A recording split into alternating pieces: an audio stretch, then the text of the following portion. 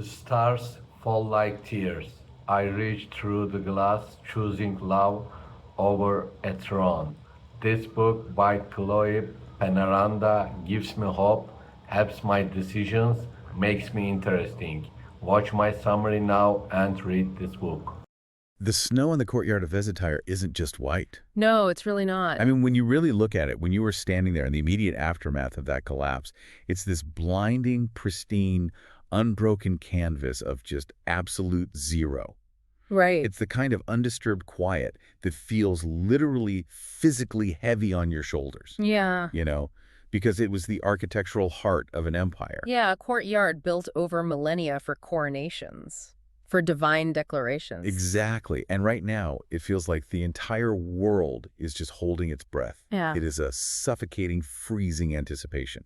Like the sky itself is this shattered glass dome, just waiting for the final crack to bring it all down. And then the metallic tang hits the back of your throat.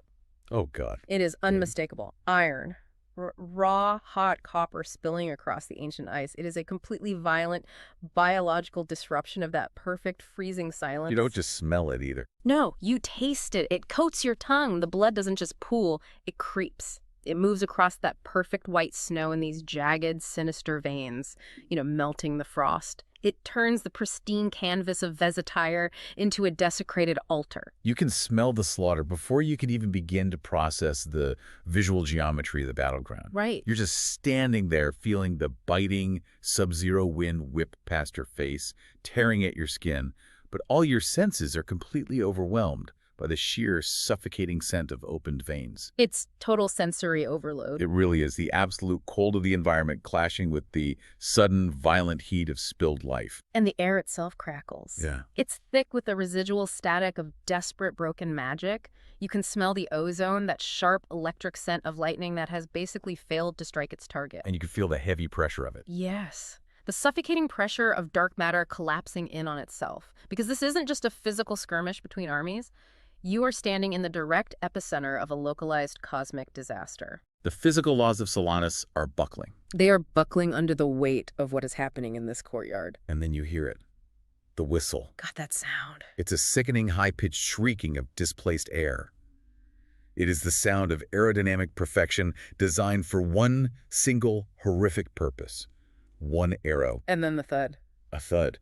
It tears through flesh, through muscle, through the reinforced bone of an immortal. And the sound is entirely too wet. It is. It's too deep. It is a sound that vibrates in your own rib cage. Then another whistle.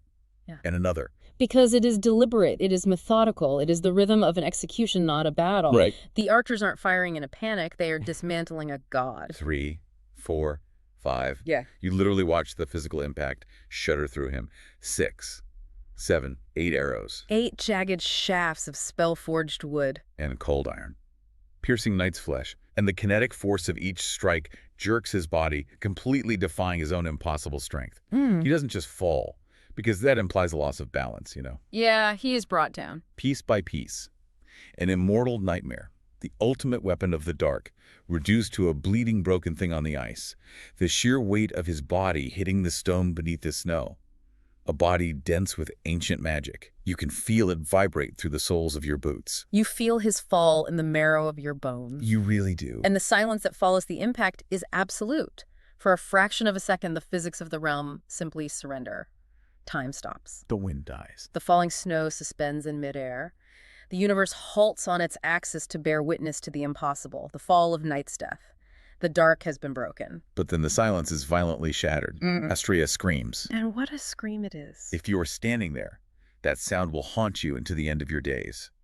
Because it is not a cry of mourning, it is a visceral, throat-tearing sound that shreds her vocal cords, a sound completely devoid of language or restraint. It is the audio manifestation of a soul being violently ripped in two. Exactly. And as that horrific sound tears from her throat, the world erupts. Blinding, searing silver flame consumes your entire field of vision. But it doesn't burn hot. No, it's the magic of a fallen star. It burns with the icy, unfathomable devastation of a localized vacuum. It consumes all the heat in the courtyard. The flames lick up the ancient stone walls of Vesatyre, glittering and refracting like billions of shards of broken glass, suffocating the space in a tempest of pure, unadulterated grief. And through that tempest of silver fire, through the blinding light, and the localized collapse of reality itself, a voice cuts through. A completely chilling voice. It doesn't shout to be heard over the roaring flames. It doesn't strain at all. It is terrifyingly calm. It operates on a frequency that bypasses the ears and speaks directly to the base of the spine. It is a voice entirely devoid of empathy, devoid of anything resembling humanity. It is the god Dusk, but he is wearing a Spielan face. He speaks through the mouth of the Kilo, the High Celestial. And the grotesque puppetry of it is mesmerizing in the most horrifying way. It is. A primordial creator wearing a mortal man's flesh like a tailored suit. You can see the slight mismatch, you know. The way Akilo's facial muscles twitch under the strain of a cosmic entity operating them. He looks at the sheer devastation. He looks at the bleeding boy dying on the snow. He looks at the blazing, broken girl who is literally tearing the atmosphere apart with her grief. And he feels absolutely nothing. Nothing but the cold, calculating observation of a divine predator watching an experiment reach its violent conclusion. The sheer weight of that scene it anchors you to the floor. It really does. You might be listening to this looking for a simple recap of a fantasy book. But today, we're tearing this entire world apart to see exactly how its darkest gears turn. Welcome to this deep dive into the sprawling, meandering, and fiercely debated world of The Dark is Descending. The climax of the Nightfall Trilogy. Yes, and we are putting every minor plot point, every drop of spilled blood, every broken mechanism under the microscope today. We're going to dig into the lore until we uncover the absolute truth of Solanas. Because the truths of this world, the mechanics of its magic, and the morality of its characters, it's entirely dependent on where you stand. And more importantly, who you choose to believe. Exactly. The narrative of this trilogy constantly demands that you pick a side. But we are here to question the architectural foundation of every single allegiance. We have to examine the biological determinism of the gods, the systemic failures of the celestial hierarchy, and the psychological ruin of our main characters. And I am telling you right now, I am standing with Astrea and Nyte. Of course you are. I am. Because through everything, what we see in this trilogy is the ultimate testament to survival against impossible odds. The trauma they endure is unfathomable. And the romance, the literal magical bond they share, is the only thing keeping their psyches tethered together while the multiverse collapses around them. If you say so. It is. It is a beautiful, tragic, soul-anchoring defense against the literal end of all things. Yeah. I am deeply emotionally invested in their survival. And I am telling you that you are falling for the exact manufactured illusion the text wants you to fall for. Oh, come on. I'm serious. I look at this world, at the highly specific rules of the lore, at the deeply compromised morality of these protagonists, and I see deeply flawed, highly convenient narrative mechanics. It's flawed. How is it flawed? I see the rigorous standards of high fantasy world building being actively glossed over by the intoxicating, cynical allure of a predetermined mating bond. I fundamentally disagree that it's a gloss over. Because this touches on the very foundation of the genre space we are operating in. We are bridging high fantasy and romantasy here. Attempting to bridge it, maybe? No, successfully bridging it. We have the classic enemies to lovers trope colliding head-on with a multiverse scale collapse. Yeah. And I argue it is executed masterfully because the mechanics of the romance are directly tied to the physics of the world. But that's exactly my issue with it. Let me finish. The bond between Astrea, the Star Maiden, and Nyte, the embodiment of Nyte's death, is not just some romance trope thrown in for flavor. It is a structural necessity for the universe.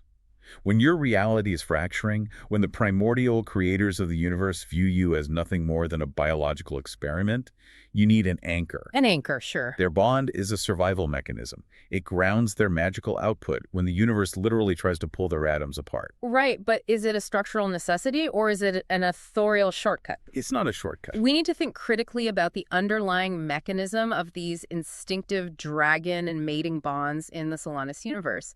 Let's look at the history of the genre. Okay. In classic high fantasy, if you want an alliance between two fiercely warring factions, say, the divine celestials and the subterranean vampires, it requires intense political maneuvering. Yeah. It requires treaties, betrayals, systemic compromises, and massive ideological shifts over generations.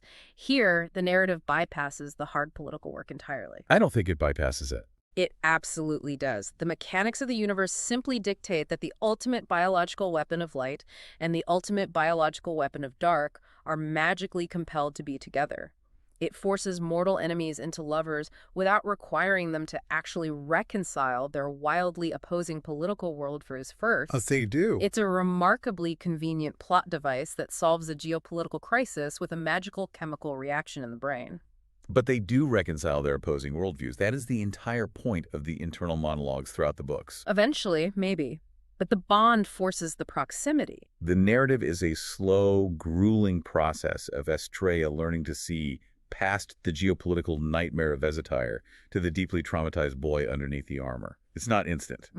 But to really understand the physics of this bond, we have to rewind. We do. We have to look at the inciting incident. Yes, the core concept that fundamentally broke the universe in the first place, Astrea's past life.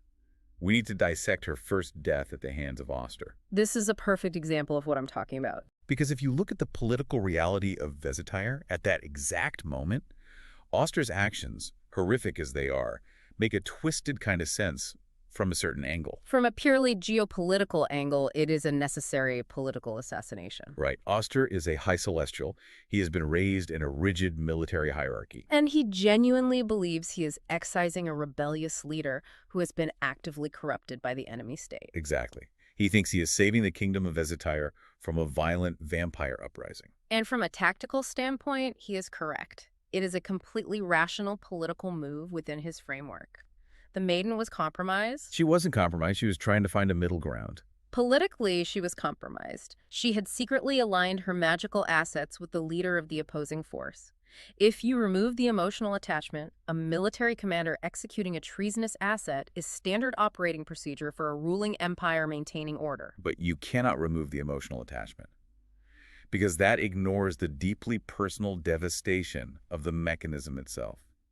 Let's look at this from the second angle. The betrayal. Okay. This isn't just a faceless political hitman executing a spy. This is Ostar, her best friend, the man she practically grew up with, the man who, according to Celestial tradition, was meant to be her bonded partner. The romantic betrayal is significant, yes. And look at the weapon he uses. He literally twists the Stormstone dagger, the exact dagger he handcrafted and gifted to her, into her heart. The irony is very heavy-handed there. But we have to talk about how the Stormstone dagger works. It isn't just sharp steel. Stormstone is mined from the kinetic epicenters of the Shattered Realms. It is designed to absorb and trap soul energy. Right, it's a soul-binding mechanism. By using that specific weapon, he isn't just stopping her heart. He's attempting to trap her spiritual essence so she cannot reincarnate. Which is brutally efficient. The psychological devastation of realizing your best friend is utilizing a soul-trapping mechanism against you is the true tragedy here. It's an act of horrific domestic violence disguised as righteous military duty. But focusing solely on the domestic violence aspect ignores the overarching systemic manipulation at play. Let's look at the third angle. The gods. The divine mandate. Ostar didn't forge that plan in a vacuum. His mind was slowly, methodically poisoned by the gods of dusk and dawn. They manipulated him perfectly. They did. They needed Astrea dead to reset the biological board. They understood Ostar's psychological profile perfectly. His inherent jealousy, his rigid adherence to systemic order, his fear of losing control. They played him like a fiddle. They utilized his psychological flaws as a tool. Ostar is merely the murder weapon. The gods are the ones holding the hilt, guiding the blade into her chest because her growing autonomy threatened their grand experiment. And that exact divine interference leads us to the fourth and most crucial reality of her death. It is the inciting incident that shatters the physics of the multiverse. This is where the lore gets really tangled. But it's so important. By killing her with that soul-trapping dagger, Ostar forces Nyte's hand. And remember the mechanics of Nyte's existence. He is a realm walker. He exists outside the natural physical laws of Solanus. Exactly. His body can traverse the space between dimensions. To save her soul from being permanently trapped in the Stormstone, Nyte has to aggressively tether her dying soul to his own immortal one. He forcefully yanks her out of the natural cycle of death and reincarnation. And the sheer metaphysical force of ripping a soul from its designated path shatters the boundaries between realms. The multiverse conflict begins the second that dagger pierces her skin. So when you call their bond a shortcut, I have to push back incredibly hard. I still think it's a crutch. How can you dismiss the bond as a mere romance trope when it literally manifests as a physical antimatter shield against the destructive power of Lightstep? Isn't their love fundamentally tied to the thermal and magical physics of the magic system? Because magic systems are constructed by authors to validate the specific themes they want to push onto the reader. Well, yes, all books are written by authors. But listen to how it functions within the text. Yes, the bond acts as a shield. When Astrea unleashes Lightstep, which is a primordial power that acts essentially like magical antimatter, capable of obliterating the cellular structure of anything it touches, Nyte's darkness, his localized vacuum, is the only physical property in the universe that can absorb and temper it. Which is brilliant world building. But my deep skepticism lies in the fact that this specific ecological mechanism strips the characters of their agency. How does it strip their agency? If their magical polarities inherently balance each other, if they're biologically designed to slot together to prevent a cosmic explosion, then their love isn't an active choice, it's an ecological requirement of Solanus. They still have to choose each other emotionally. They are two reactive chemicals that must be kept in the same beaker to prevent the lab from burning down. It's biological determinism dressed up as romance. But I think the lack of choice in their fundamental magical biology makes the active psychological choices they make in their relationship even more powerful. I don't see it that way. They have to constantly choose to trust each other despite the cosmic coercion. Which brings us perfectly into the character psychology, because we really have to do a deep, unflinching study of the monster versus man motif that completely dominates this narrative. They do. It's the core thematic conflict. We have to look at Ostar's descent into monstrosity, juxtaposed with Nyte's grueling ascent into humanity. Let's start with Ostar. Ostar is a fascinating case study. He begins the narrative as the archetypal nice guy. He's the protector, the loyal best friend, the golden boy of the Celestials. But his spiral into madness is so terrifying exactly because it is steeped in such mundane, recognizable entitlement. Ostar is a masterclass in the psychology of the savior complex turning toxic. Yes. He believes so fundamentally in his own moral righteousness that any deviation from his specific vision of order is immediately categorized as objective evil. If he doesn't control it, it's evil. Exactly. He doesn't just want to defeat Astrea on a battlefield. He wants to psychologically break her down and rebuild her in an image he can control. And we have to talk about the white dress scene. Oh, that scene it's difficult to read. If you are listening to this and you've ever felt the stifling control of a toxic partner, Ostar's actions in this chapter probably made you physically sick. It is one of the most horrific, chilling scenes in the entire trilogy. It's pure psychological warfare. Ostar captures Astrea. She is the Star Maiden, a seasoned warrior, the most magically lethal being in the realm. And what does he do with his prisoner of war? He forces her into a fragile, pristine white dress. He literally strips her of her armor, her physical defenses, her agency, her very identity as a combatant. And he attempts to dress her up as a submissive, pure, untouched bride. He wants to put her in a display case. He ignores the warrior she has become and tries to visually force her back into the mold of the obedient girl she used to be. It's a complete and total violation of her personhood. It is the ultimate expression of coercive control. By forcing her into white, the color he specifically prefers, the color that historically symbolizes the unblemished, compliant maiden he remembers from their youth, he is violently attempting to erase the dark, complex, autonomous woman she has actually become. He is trying to edit her reality. Exactly. He is projecting his own pathological need for a static, perfect world onto her physical body. It is deeply disturbing precisely because it isn't an act of martial violence. It is an act of psychological erasure. Now contrast this profound intimate violation with Nyte. Nyte's death. A so-called monster. The being the entire kingdom calls a monster. We have to look at the genesis of Nyte's trauma. He and his brother Dryston were raised in subterranean isolation under a tyrannical, immortal father who explicitly used them as biological weapons. Their upbringing was brutal. No one is denying that. We need to talk about the exact mechanism of their abuse. Because it wasn't just bad parenting. Their father utilized a form of blood binding. Right, the dark magic that physically compels the nervous system. It compels the victim to obey the blood source. They were subjected to centuries of horrific physical manipulation, their bodies literally molded into instruments of slaughter against their will. I passionately argue that their horrific childhood The complete lack of physical autonomy they experienced for centuries justifies their initial villainy. Justifies. Yes. They were entirely products of a deeply violent environment that offered them zero alternative paths for survival. Okay, stop right there. But the precise moment Nyte has something of his own, the moment his bond with Astrea gives his soul an anchor outside his father's blood magic, he begins his ascent. He actively fights his own violent programming, his own biological nature to protect her. And this is exactly where we must draw a hard, uncompromising ethical line. You are arguing that his trauma justifies his initial villainy. I am. I will concede that his trauma explains the psychological origins of his violence, but it does absolutely nothing to excuse it. I think it mitigates it entirely. We are not talking about a character who stole bread to survive. We are talking about mass, systemic slaughter. We are talking about centuries of terrorizing entire mortal populations, orchestrating massacres in the shadows, ripping innocent civilians apart to fuel the dark magic of his court. But he was controlled. You cannot just wipe away the blood of thousands of innocent people. You cannot ignore generations of geopolitical terror simply because the perpetrator has a tragic backstory and is now capable of acting warmly toward one specific woman. But you have to look at the narrative juxtaposition here. Ostar had every advantage: a loving society, immense privilege, the moral high ground. And he chooses to become a tyrant who strips the woman he loves of her bodily autonomy. Ostar's failures don't erase Nyte's crimes. Nyte was literally bred in a torture chamber to be a weapon of mass destruction. Yet he constantly hands Astrea the reins to her own power.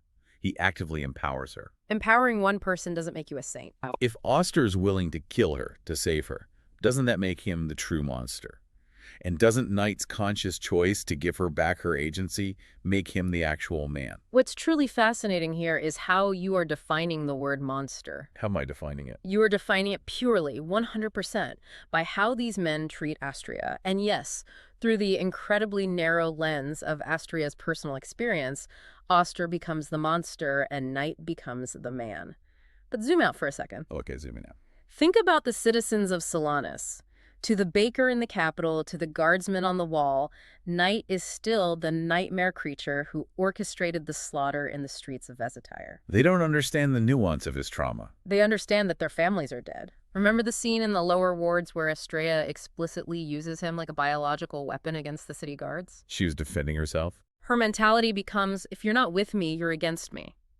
Nyte willingly acts as her personal attack dog, brutally slaughtering conscripted guards who are literally just doing their jobs.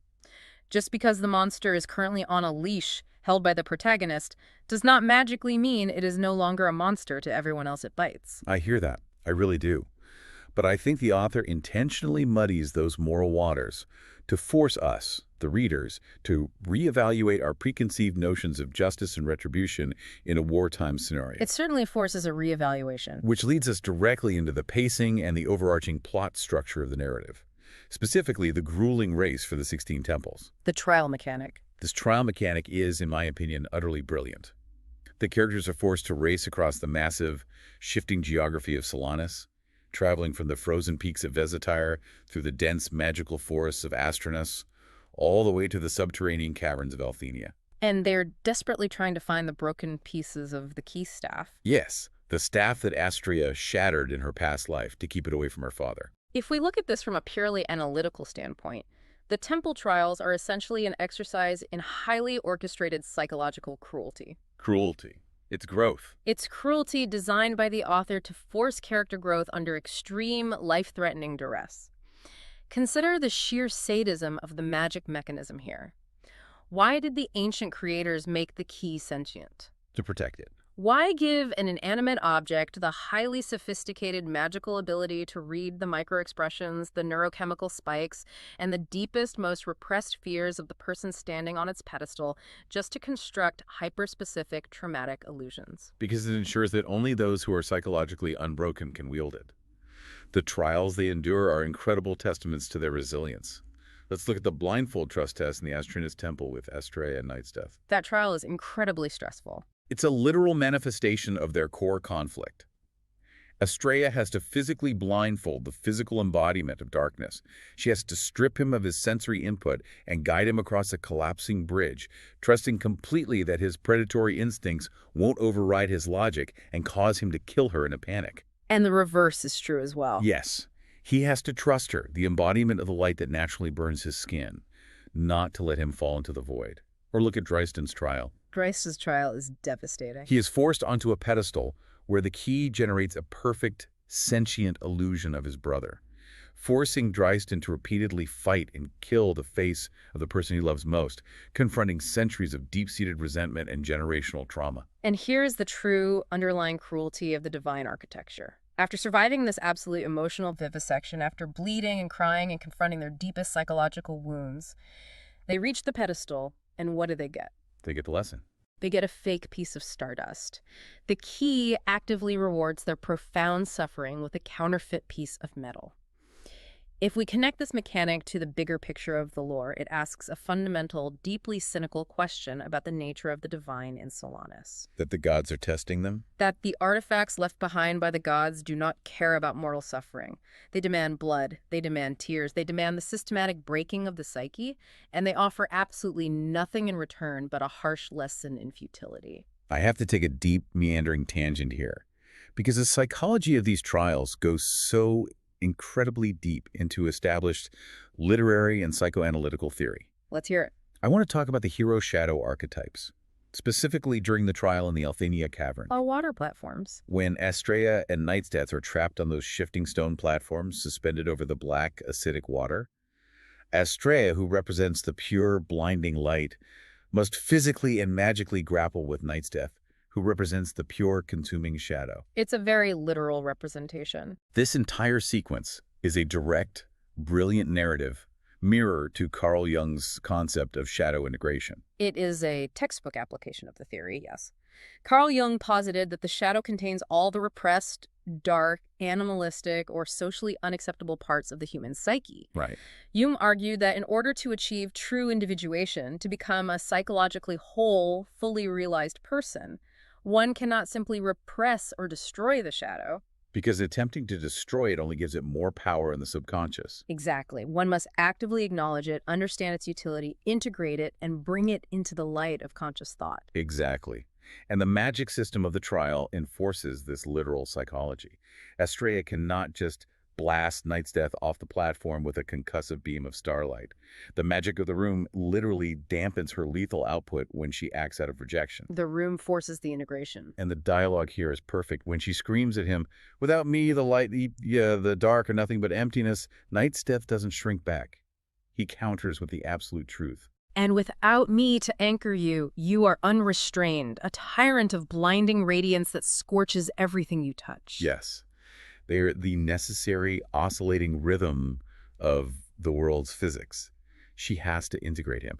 And the climax of the scene where she literally embraces him, kissing the darkness as the platform crumbles and they fall into the freezing black water together, it's a beautiful, visceral representation of accepting the darkest, most terrifying parts of oneself and one's partner. It is highly cinematic, I will give you that. But again, I urge you to observe the overarching futility built into the mechanic by the author. It's not futile. They achieve this profound textbook Jungian integration. They conquer their internal demons. They surface from the freezing acidic water, gasping for breath.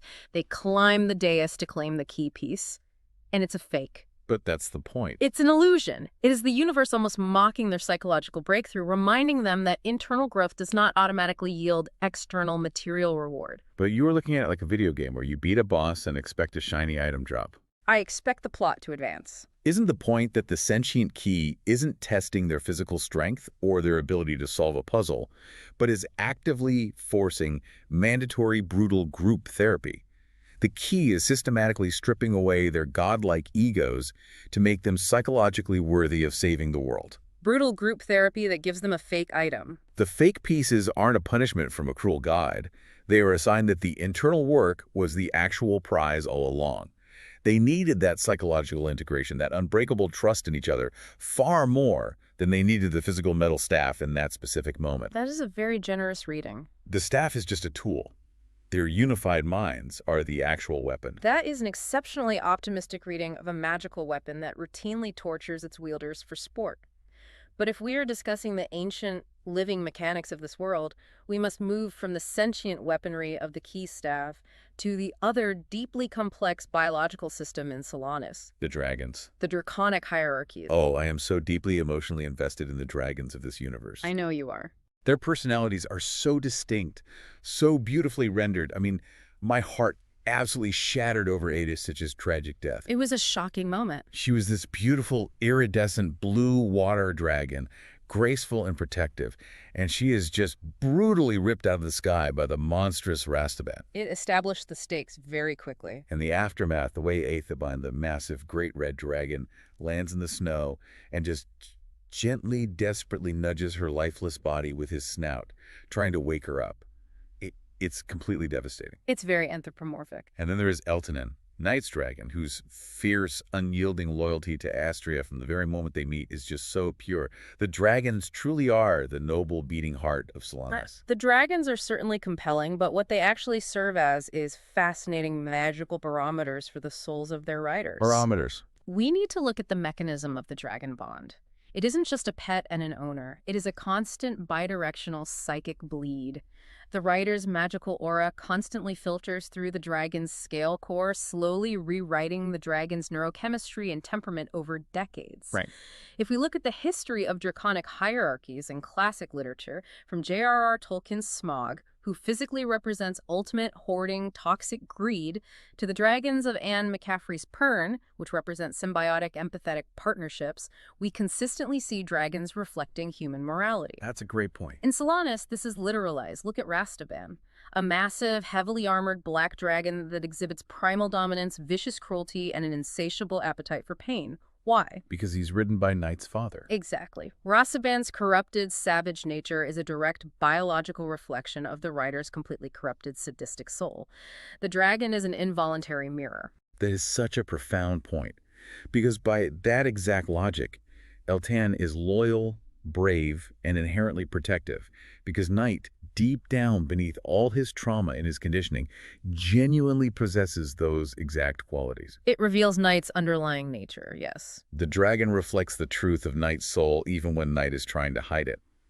But speaking of corrupted souls and incredibly dangerous weapons, we have to talk about the morality of Light's death. We do. This is critical. This is the primordial, terrifying power that Astrea gains directly from the physical embodiment of death itself. And this raises what is perhaps the most critical, uncomfortable moral question of the entire series. Astrea holds the title of the Goddess of Justice. Yes, she does. Her very identity, the core of her mythology, implies fairness, absolute balance, and righteous judgment. Yet look at her actual application of power. She does what she has to do. She takes Light's death, a primordial energy, essentially acting as magical antimatter, originally designed by the universe to end immortal gods who step out of line, and she uses it as a blunt, bloody blade to butcher mortal foot soldiers, vampire conscripts, and low-level celestials. It's a war.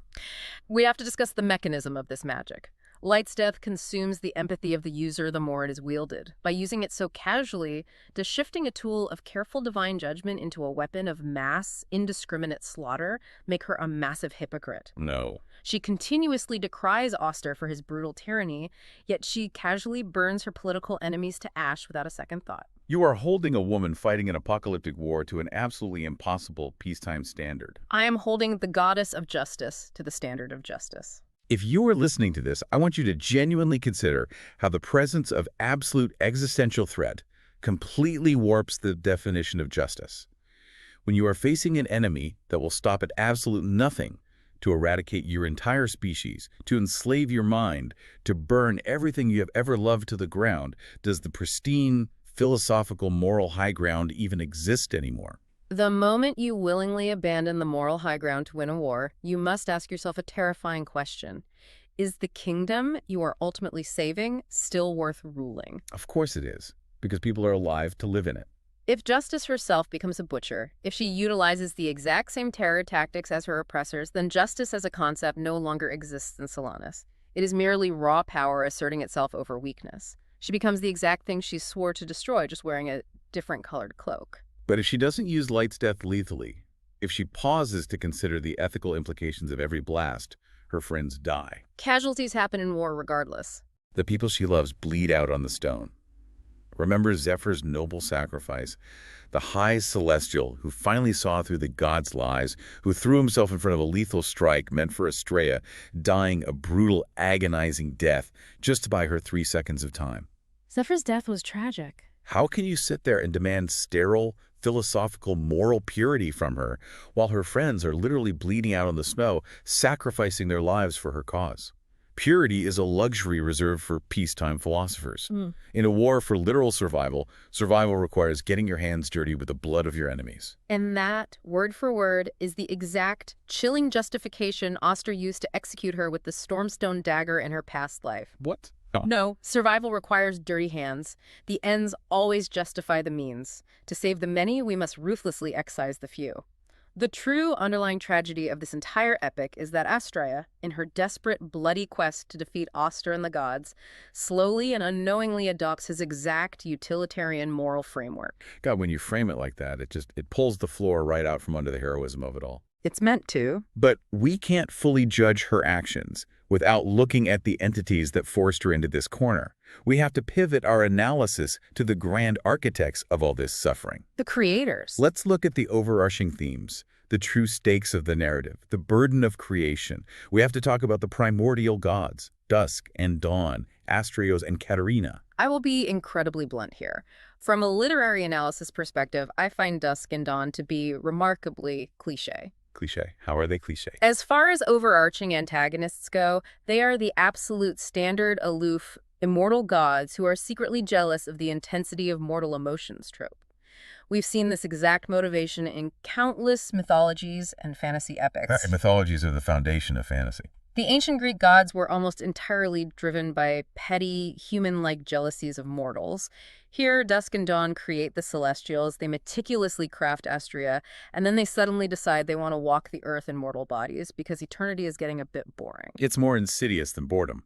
The trope of bored gods wanting to steal mortal bodies to feel the rush of adrenaline is incredibly uninspired and lacks the geopolitical nuance of the rest of the text. I have to vehemently defend this plot line because I think reducing them to a trope completely misses the profound, suffocating existential terror at the core of their mechanism. Explain the terror, then. Imagine this from Asterea's perspective. Imagine waking up one day and realizing your entire life, your deep-seated purpose, your grand, revered title as the goddess of justice was a complete manufactured fabrication. It's a rude awakening. Astrea realizes, through a horrifying drip feed of lore, that she was never meant to be a benevolent ruler. She was a biological experiment. She was a fleshy vessel, genetically cultivated, grown, and manipulated by her creators for centuries. To perfectly match their divine frequency. Exactly. So her biological frequency would perfectly match their divine frequency, allowing them to forcefully possess her body when they eventually got tired of the sky.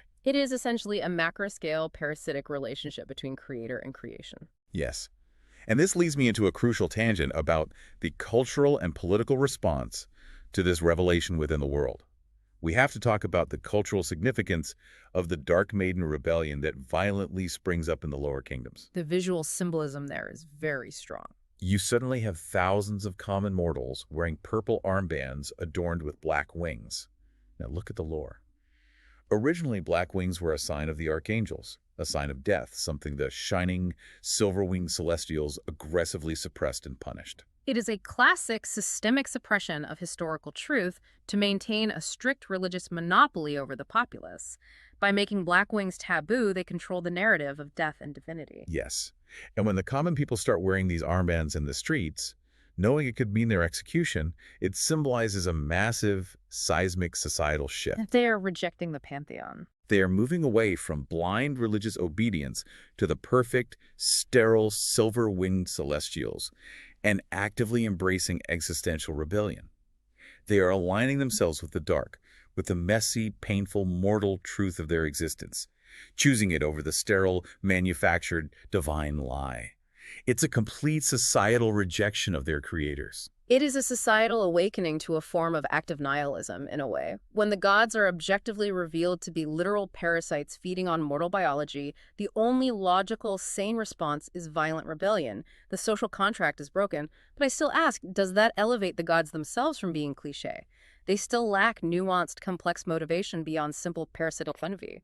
It's not cliché. It's the ultimate terrifying violation of bodily autonomy. In what sense? If your own primordial creator looks you in the eye and tells you that your entire soul, your consciousness, your memories are just a temporary squatter in a biological house built specifically for them to live in, how is that not the most terrifying villainy imaginable? I suppose the intimacy of the violation is horrific. It taps into our deepest, most primal fears of not actually owning ourselves, of our destinies being entirely predetermined by our biology, our genetics, or our parents' expectations. Astrea's fight isn't just a generic fantasy quest to save the world from a dark lord. It's a desperate, bloody, clawing fight for the fundamental right to simply exist in her own skin without being overwritten. That is a highly compelling framing. Yeah. If we view Dusk and Dawn not simply as literal characters, but as macro allegories for biological determinism and generational trauma, the horrific concept of the parents literally consuming the autonomy of the child to expend their own legacy and relive their youth, then the stakes do become significantly more intimate, relatable, and terrifying. Yes, the cosmic horror becomes deeply personal, and that extreme intimacy leads us right into the final verdict of the series, the epilogue. The highly controversial epilogue. We have to debate the ethics of the final sacrifice.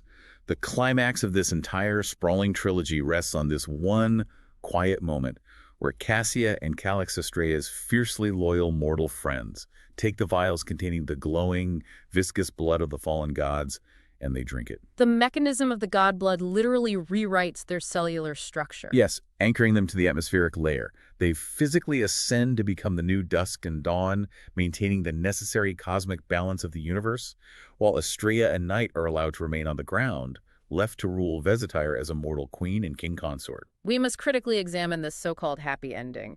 From a strict utilitarian ethical standpoint, did Astrea and Nyte just completely shirk their cosmic responsibility? Absolutely not. I sobbed over this ending. It is a beautiful, hard-won, soul-anchoring payoff to thousands of pages of suffering. Soul anchoring, maybe. Ethical, no. They fought so incredibly hard. They bled. They lost friends. They literally died and manipulated the cycle of reincarnation. They earned this quiet victory where their personal love finally conquers the crushing weight of cosmic duty.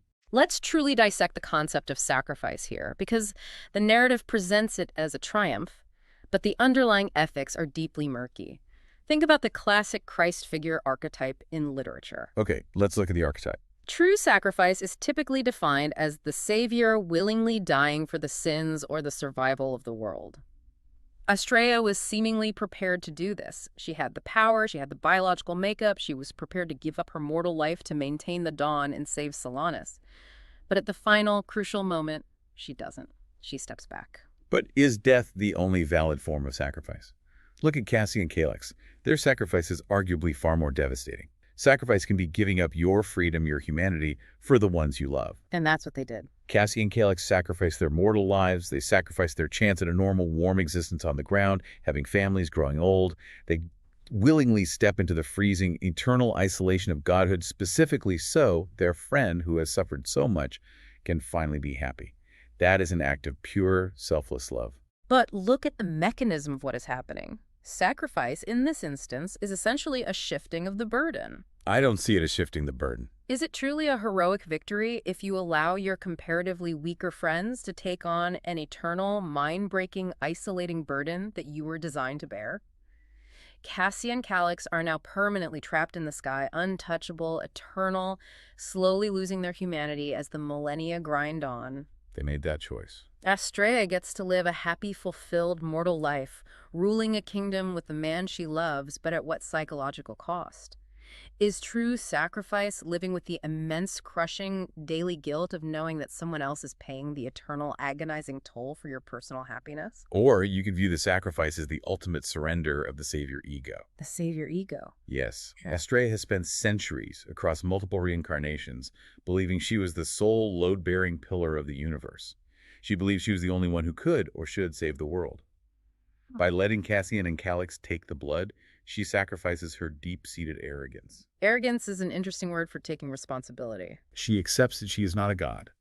She accepts her own mortal limitations. She allows others to share the weight of the universe. I think that is a massive, incredibly healthy psychological growth for her character. She learns to let go of the martyrdom.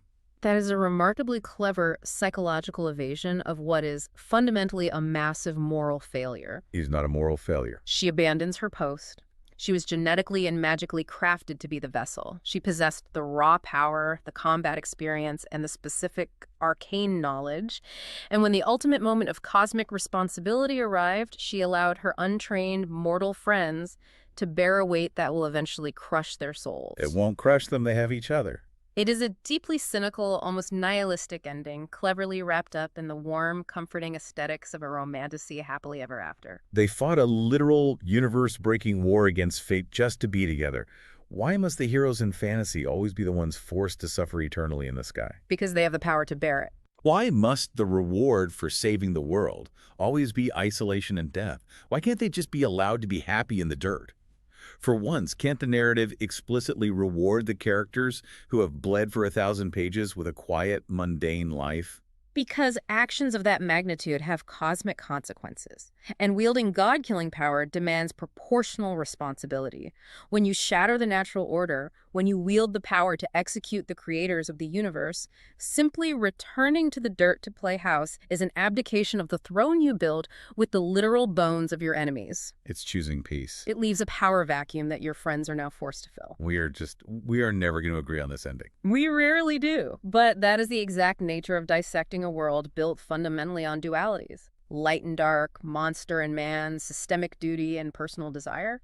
The friction between our perspectives is exactly where the actual truth of the text lies. I want to leave you, the listener, with a chilling concept to explore on your own as we finally wrap up this massive deep dive. We've talked extensively today about the burden of creation. Yes. We discuss the deeply parasitic nature of creators who feed on their own creations. Think about Dusk and Dawn creating Astrea. They built her simply as a highly attuned vessel to experience mortal life through. Right. They wanted to feel the thrill of mortality, the sharp sting of physical pain, the intoxicating rush of desperate love, without ever actually putting their own immortal souls in any real danger. Now, I want you to think about the dynamic between authors, characters, and readers. That is a very dangerous metatextual parallel to draw. But think about it. Are we not exactly like the gods Dusk and Dawn? We create these fictional characters, or as readers, our economic demands force their creation. Well, yes. We force them to bleed. We force them to suffer unimaginable psychological trauma. We force them to fight in Courtyard snow stained with their own raw, hot blood. And we force them to love desperately while the universe collapses around them. It is a consumer relationship. We demand all of this agony, all of this ecstasy from them, just so we can sit completely safely in our own reality, wrapped in a blanket in our comfortable chairs, and feel the phantom echoes of what they feel. We use their trauma as vessels for our own risk-free emotional catharsis. We feed on their simulated suffering, we consume their tragedy, simply to feel alive in our own mundane existence. Exactly. So as you take off your headphones and step back into your reality, out of the freezing, bloodstained realm of Solanas, I want you to genuinely ask yourself, in the grand scheme of this sprawling multiverse, are we the true cruel gods?